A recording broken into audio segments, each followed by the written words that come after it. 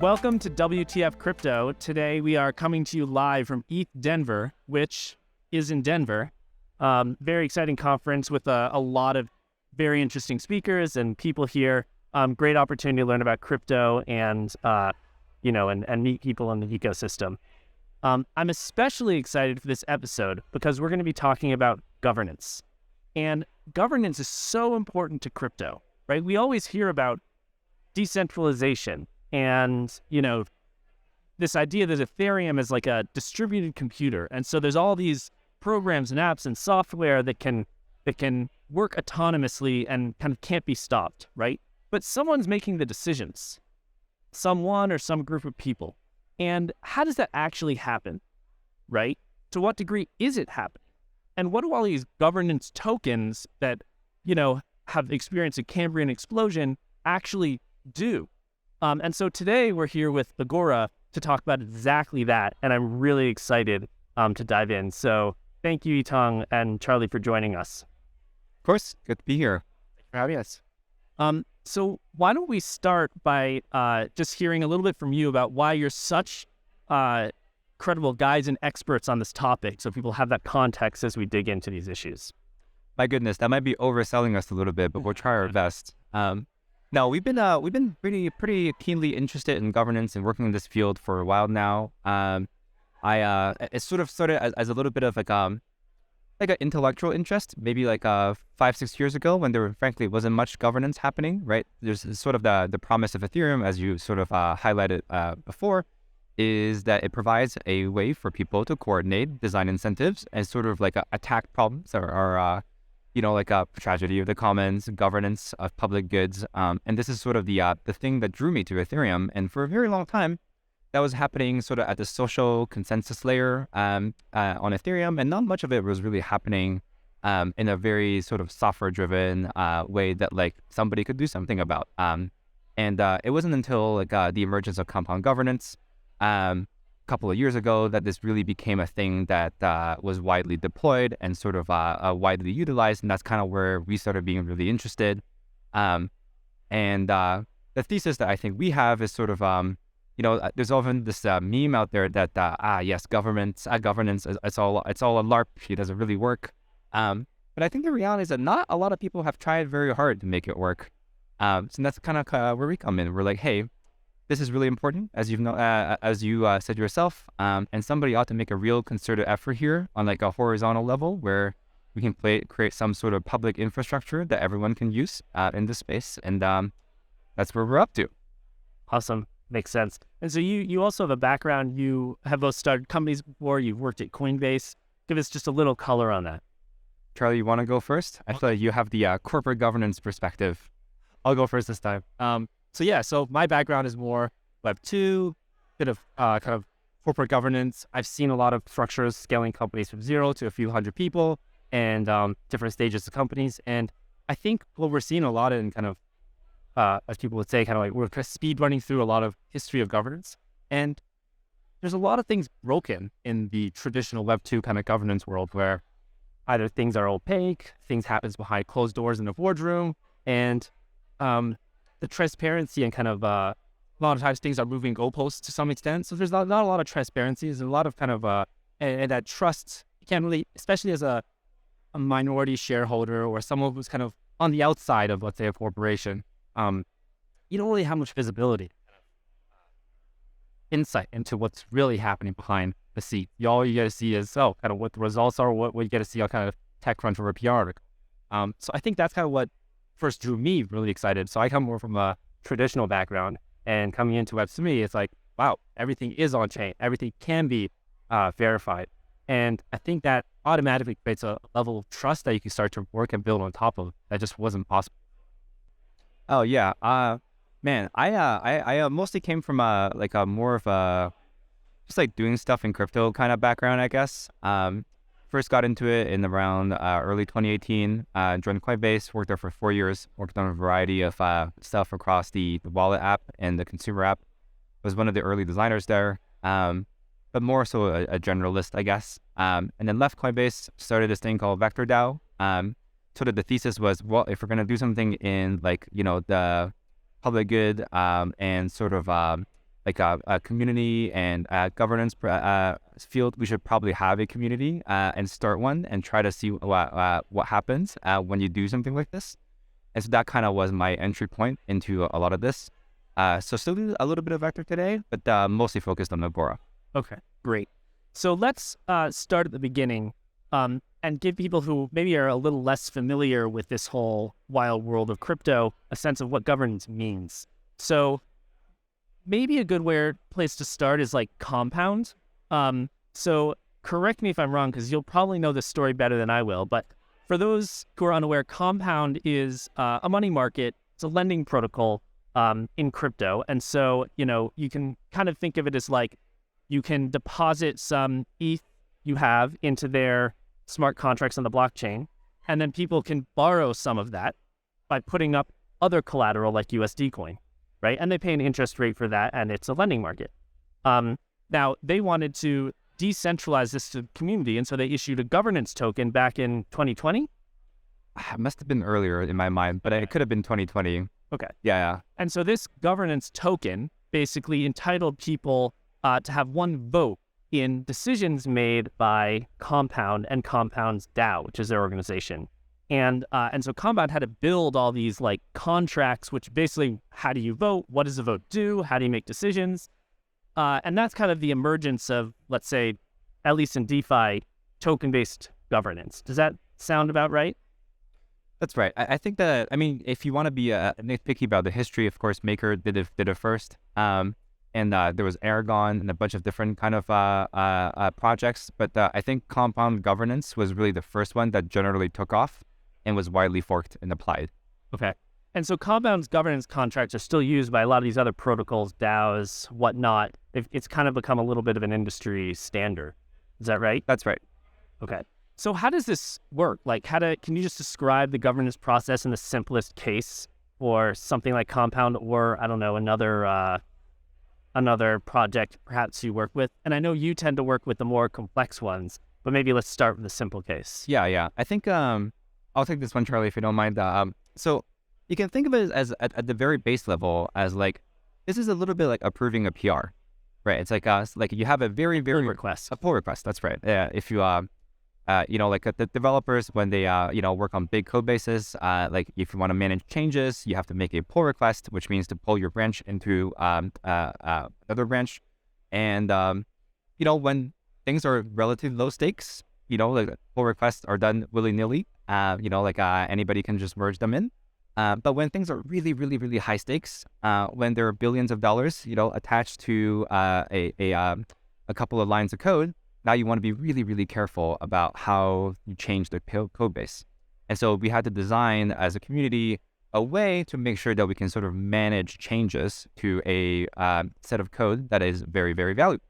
And that's what really governance is if you think about it from a very technical level, it's a well-defined software-enforced way of deciding what code will be changed and what functions are we allowed to call into this code base as a community.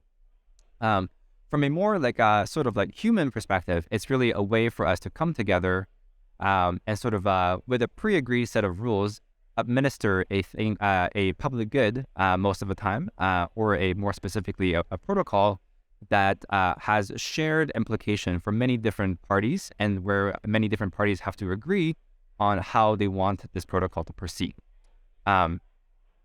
I can go super, super deep into this, but those are kind of like my sort of low level and high level analogies for this. Okay, awesome. I think that's pretty good. So in like a traditional company, let's say an equity instrument gives you a vote, right? And you go to a shareholder meeting and you cast your vote, and then the board kind of does what you say. So let's say you're voting for an acquisition, the board then wires the money out of the bank and buys the company, right? Whereas in this context, everyone has a token, they vote, and the software, there's presumably a code proposal, and when everyone votes, the software just kind of automatically pulls and deploys that code, and so no one actually has to go and execute it like in a traditional company. That's right. Even if the traditional company we vote on, let's say we acquire this company, there's a lot of extra stuff that happens behind the scenes, right? What price? Who is this company? What are the fine prints? Those things never get defined up front. But when we're talking about kind of a pull request in this case, it's very much spelled out at a very fundamental level, saying this code is being executed for this amount on this date. And it's very transparent, and it's also logged there for anyone to see. Awesome. Super interesting. Okay. So there's like all sorts of crazy implications for this, right? Like you can put any logic in, have any sort of voting, right? You can have direct democracy, you can have representative democracy, you can have like all sorts of weird things, I presume, different classes of voting tokens, etc. But maybe before we go into that, could you give us a sense of like how widely this is actually done and used in DeFi, and to what degree this happens like on chain? Like what's the universe of people participating, and then how much is hype and how much is reality? Well, there's certainly a lot of governance being done. I'll put it this way: like if you go on Snapshot, there are tons of things happening. If you go on Tally, there are tons of things happening. So there's certainly no shortage of governance. Man, these are Snapshot and Tally are. Yep, that's right. So if you look at it, in theory, there's a lot of governance happening. In practice, there's sort of like a sliding scale and a spectrum, if you will, of how serious people are with governance. Some of these projects are very, very serious, like Optimism. Thinks like they have a team. They think a lot about sort of how to do governance, how to involve their community, how to progressively decentralize. Nouns, very similarly, very serious about this. And then there are teams that are, maybe if you want to be charitable about it, a little bit more fast and loose about things, where governance is more of a social consensus, where instead of what we described before, where code executes automatically and transparently, it's almost like an online poll, where they poll the token holders and then get the sentiment and then do the best they can to obey the will of the token. So definitely a wide spectrum, I would say. And then all sorts of different people with different degrees of seriousness, I guess, about their governance.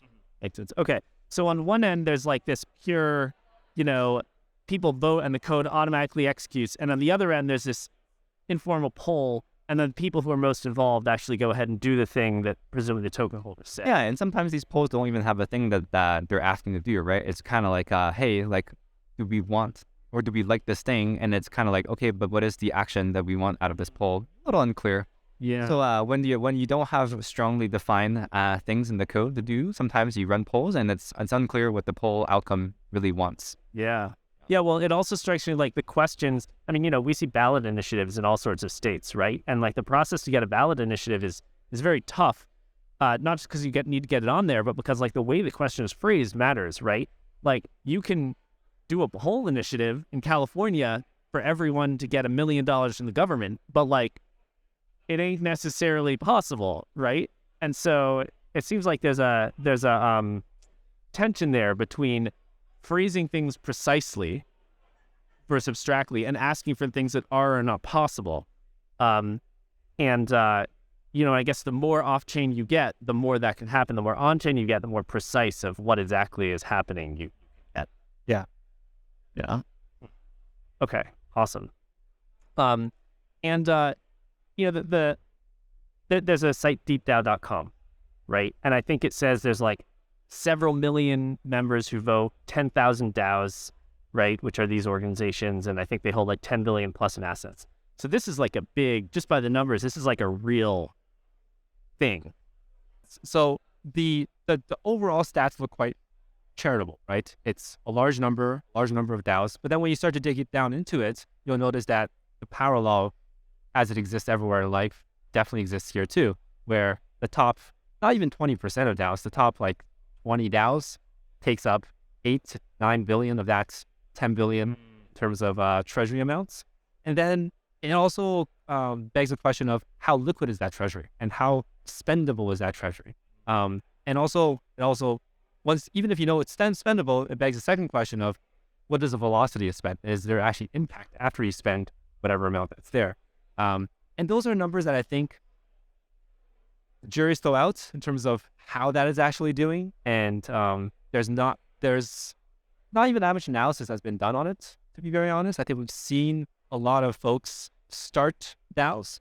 We've seen a lot of action happening in governance. I think there's probably hasn't been enough time that has passed to really know, is that the right way? Is that a better way to run whether it's a protocol, public good, whatever organization or entity that we're trying to govern. Sense. Okay. Makes sense. So, and one of the interesting things about governance is that it can be very dysfunctional. So, do you have any war stories for us about things you've seen that are especially dysfunctional? And then I'd love to hear a little bit about like the innovation you're doing for some of your partners and how they're structuring governance to try to make it healthy and functional. If you share the real war stories, we'd be shanked by the minute we walk out of here. Okay. No, I'm kidding. No, I mean, it's true, right? It's like, I think it's that the meme of like governance is dysfunctional. Everybody is like getting on their soapbox, saying crazy shit. Like, that has some root in reality. It is true that like, if you want the most efficient, fastest, decision, you will not get it out of a DAO. And you will probably never get it out of a DAO, no matter how much we improve it. Like, that is not really the point, right? Like, if you wanted to do things fast, then you should be a LLC or a C corp, A centralized organization. Right? That's right. It's kind of the definitional. Yeah. But if you want to build something that is credibly neutral, censorship resistant, where like people can build on top of you and rely on you for core pieces of their infrastructure, while also having the confidence that they're not going to get rugged or they will have a significant voice in the ecosystem, that's when you need governance. And then, yes, governance is messy because it is a way to capture and represent the competing interest of many different stakeholders. So one example of this is this whole bridge selection process that Uniswap recently went through that we've all heard about. Oh, yeah. Where Uniswap is deploying a instance on BSC, and they need to. And just for context, so Uniswap is the largest decentralized exchange today. That's right. Non-custodial. They do billions and billions in volume.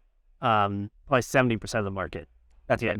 Very, very important protocol. And one of the things that they do is that they govern. The DAO governs the right to deploy on new chains. So they've decided to deploy on BSC. But now they need to select a bridge in order to bridge. And BSC is another blockchain besides Ethereum, which is kind of Binance sponsored. Yeah.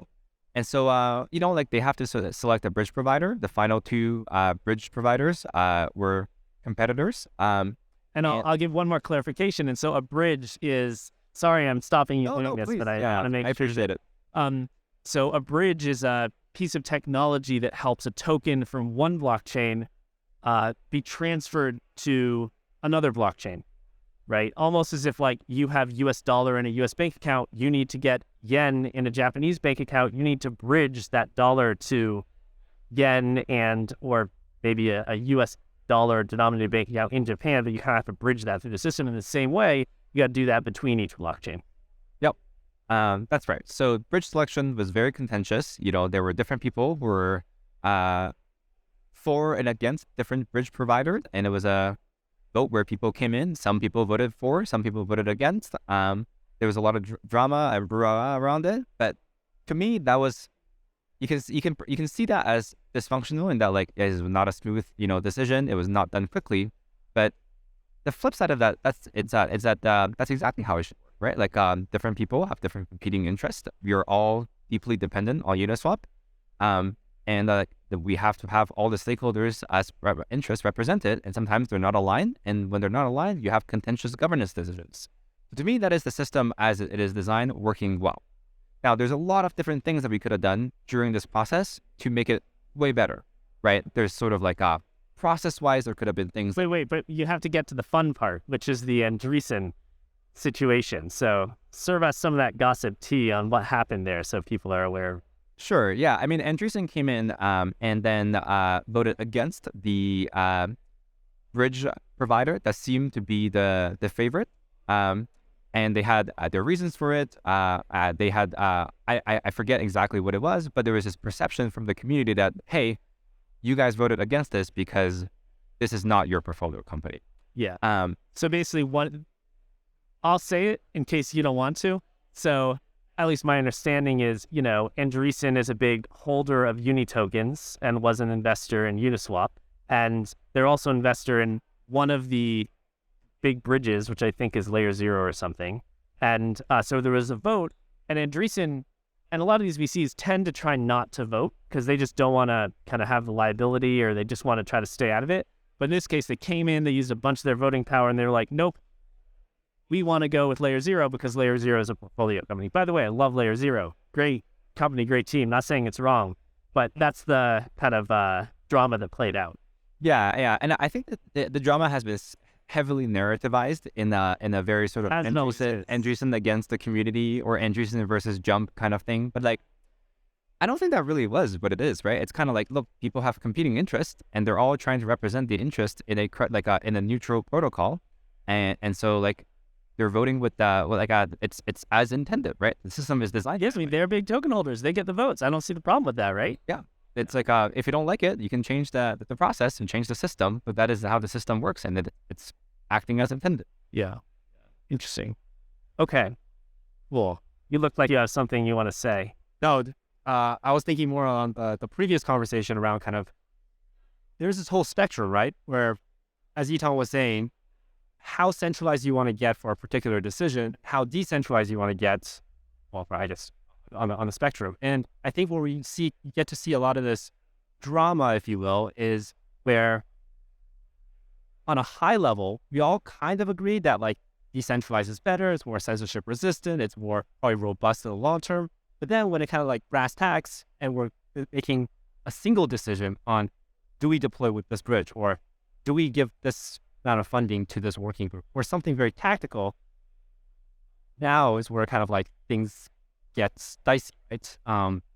Some people, you have very different competing interests, and there's also a question of, I think we started to see some of this with different DAOs, where especially when you come to very niche or narrow decision making. So for example, let's say it's a risk parameter change, or if it's let's say if it's like, usually it's technical, and a lot of times some of the delegates, you have a split between the technical ones and the non-technical ones.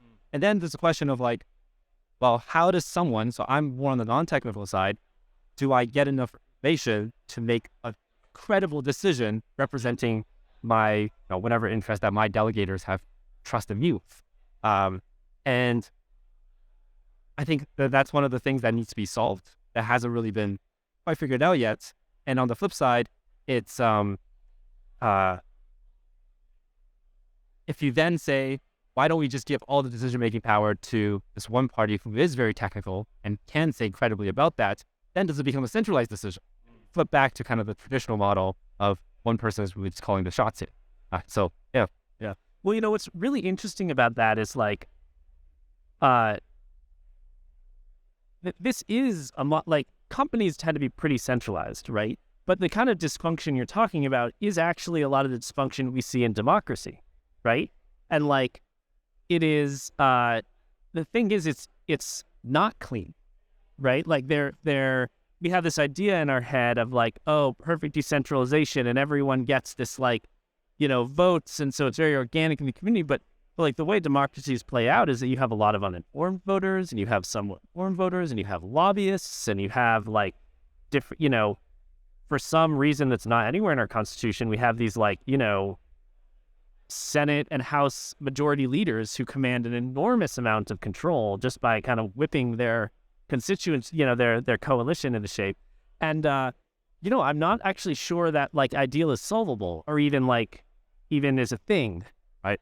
Yeah, and I think to be clear, there are much more functional types of governments and democracies, and they're less so, but it's like, it would be a false equivalence to try to say like, man, like I wish we were run, but like the government was run by like a dictator company, right? It's just like, that's not how we want to run things that are we all have a stake in, that we all want to be represented in. It's like, it's by definition going to be a little more ineffective. You're trading off neutrality for efficiency.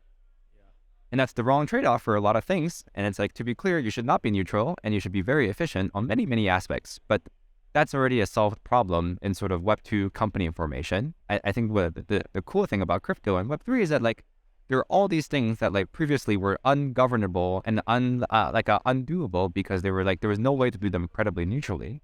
And now we can. Interesting. But at least a lot of these things I think are surface, right?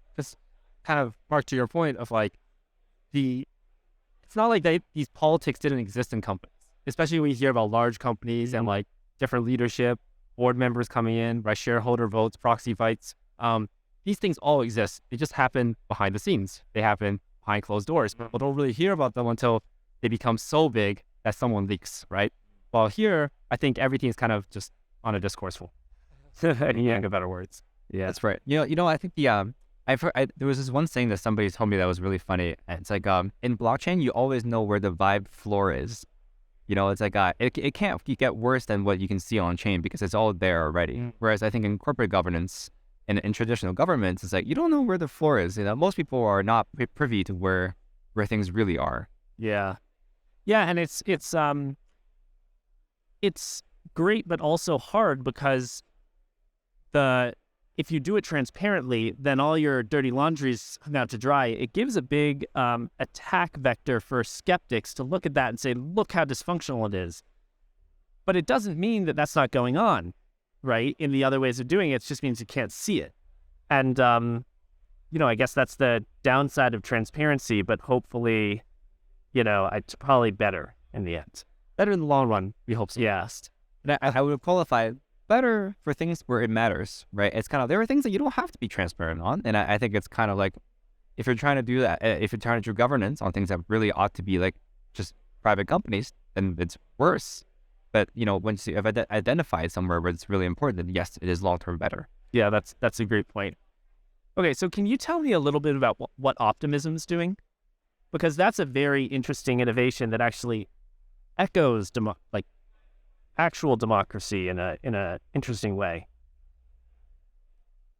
All right, I'll take it. Okay, cool. Optimism is very interesting. At the very high level, they recently transitioned from being a private entity to a publicly governed entity.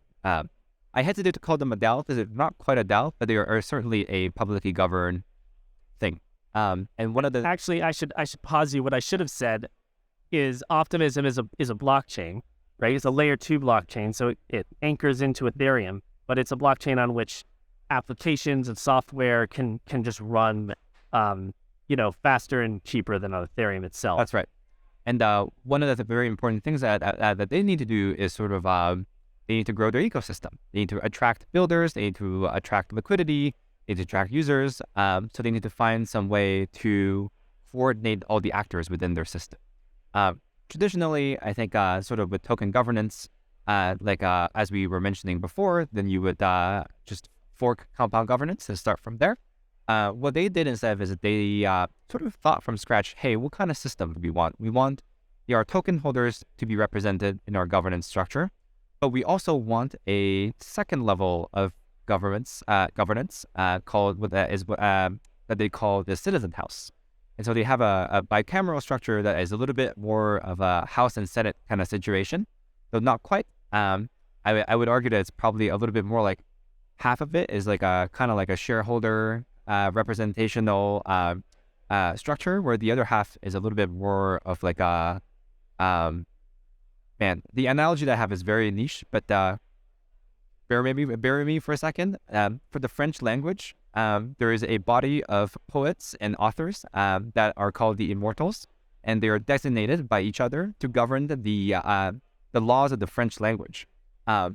Yeah, very, very, very, very crazy thing. So that English is a language that just exists in the spoken sort of habits of people, but French is a language governed by the immortals, and these immortals are elected for life, and there are people that have deep trusts in the public to be good stewards of the French language. And That's they have interesting. And they have a very similar structure in Optimism, where they call them citizen houses, where these are slowly selected. I don't think for life, but certainly for the long-term stewards of the ecosystem that have high levels of social trust from the community to act in the good interest of Optimism and its stakeholders.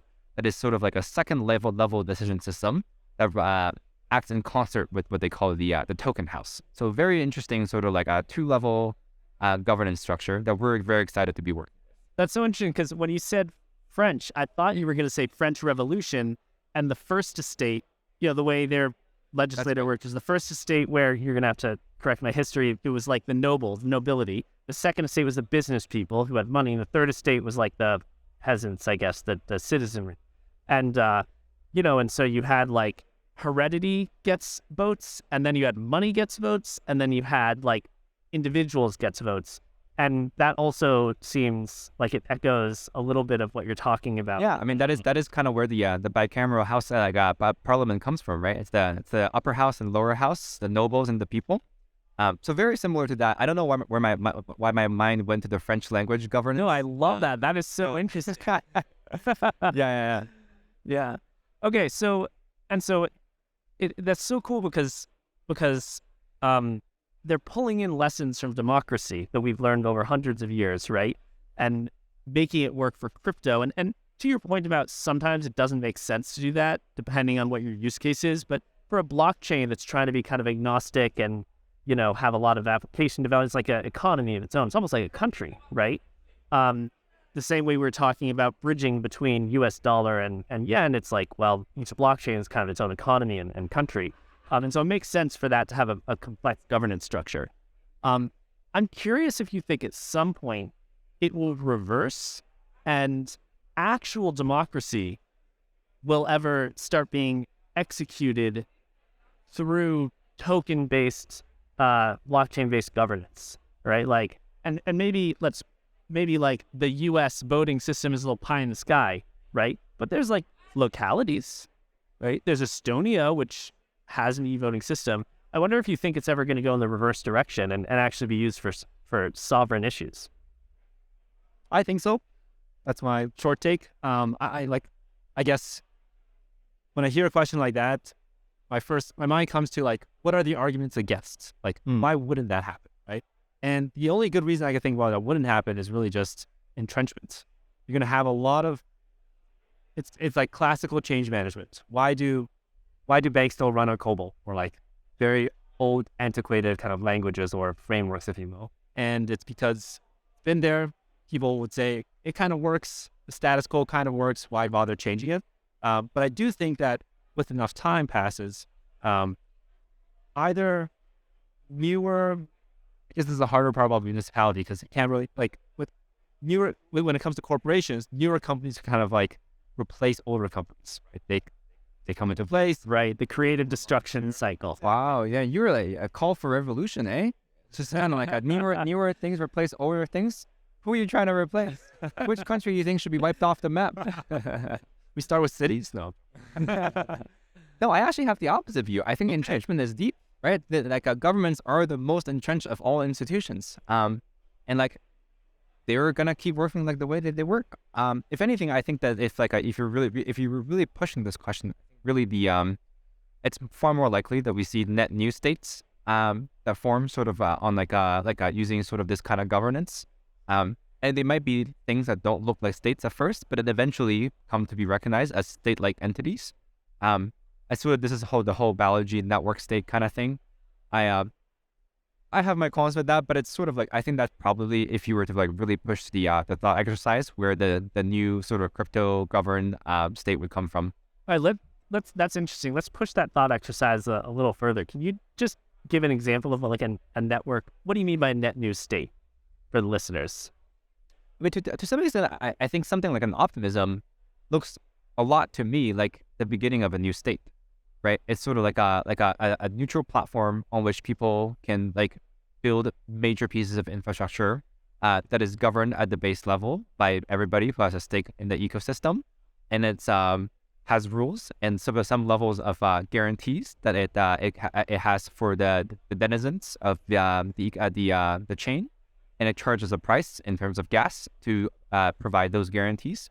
Looks a lot like tax to me. Looks a lot like a court system and a tax system. Yeah, I mean, they have a tax system, right? That they tax and they provide a service, which is a security service. TBD, if it wants to provide more services, it could decide to, but that's up to the stakeholders of optimism, right? So I already think that that's right. I already think that basically like gas is state tax for blockchains. Yeah, it's a sales tax, I guess. It's like regressive. Well, it's a security tax, right? That's what it really is. And yes, it is a regressive. It is regressive tax. Yeah. Interesting. Okay. I mean, that bends your mind a bit, right? It's like, what is a state? Well, it has, I guess, land historically, but it has a currency, it has a military, it has tax, and it has courts to enforce contracts. And that's pretty much it. That's a nation, right? And so you think about these like optimism or whatever on-chain community, the smart contracts execute contracts, so you don't really need courts to adjudicate. You have democracy through token voting. You have a currency in optimism. You have a tax to the gas, and I guess you don't really have a military. But you don't need a military when you have like a code for security, right? I think that's the cool part, is that like the security is provided through a different means, and that's, to me, serves a arguably similar function. Yeah, like what the government, traditional governments have is a monopoly on the use of force, right? So the police will enforce what the courts decide, Yep. right?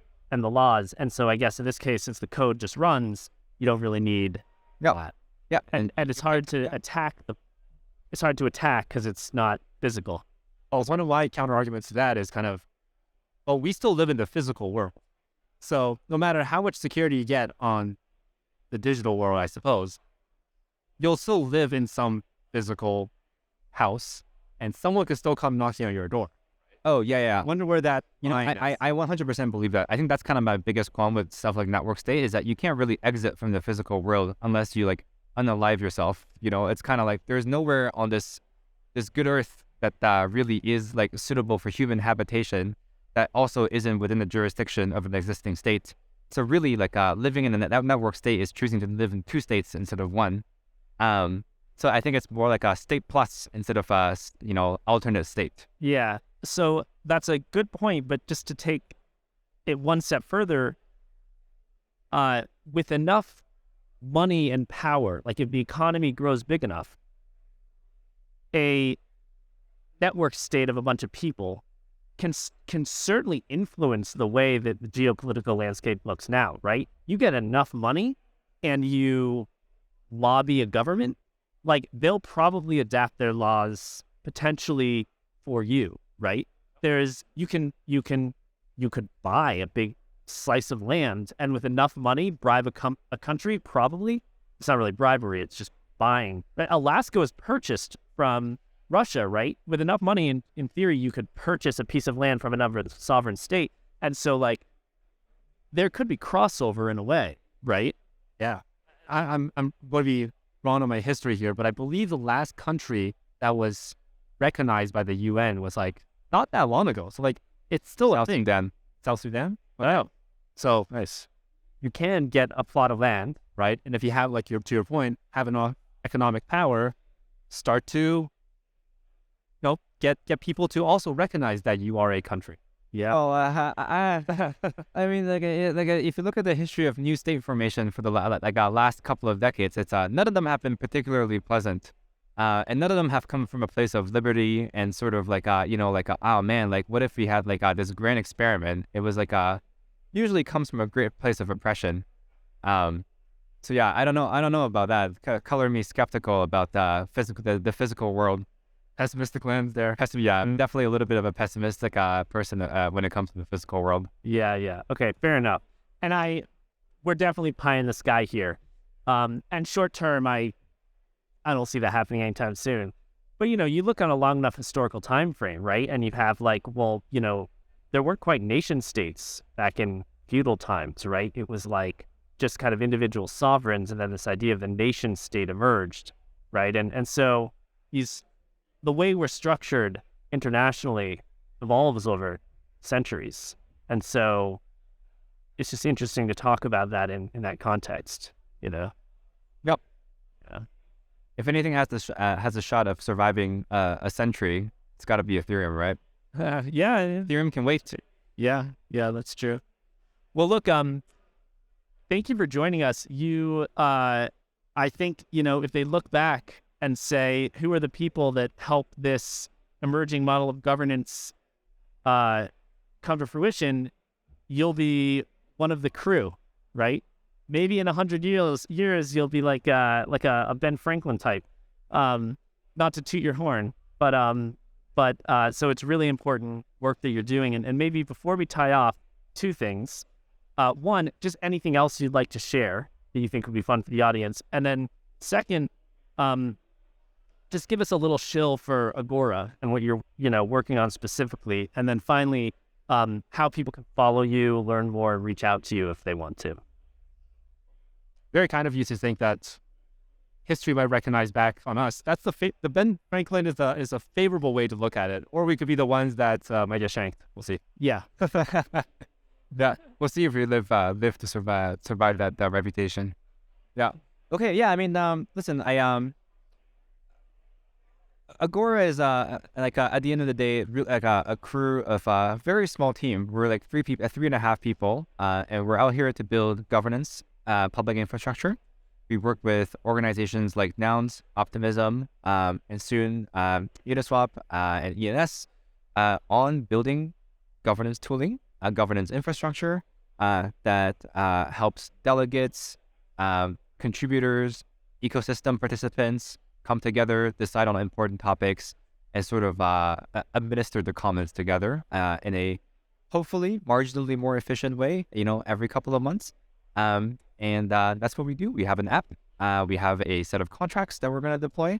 And in the long run, we hope that this creates sort of like a new way for people to govern and it sort of has some of the properties of credible neutrality, but also is just a little bit less chaotic for everyone. That sounds nice. Yeah. And you can follow us on Twitter at Nouns Agora. Follow Charlie. What's your handle, Charlie? Charlie C. Fang. Yeah. And myself at ZHA Yitong. Yeah, that's the crew. Great. Thank you so much for joining us again. And to all listening, we'll have links and more information in the description. If you enjoyed this, please do leave a review. We read every single one. It helps us generate the content that is most helpful for you. So thank you again. I hope you have a really great conference. Oh, this is great too. Thanks so much for having us. Yeah, thank you so much.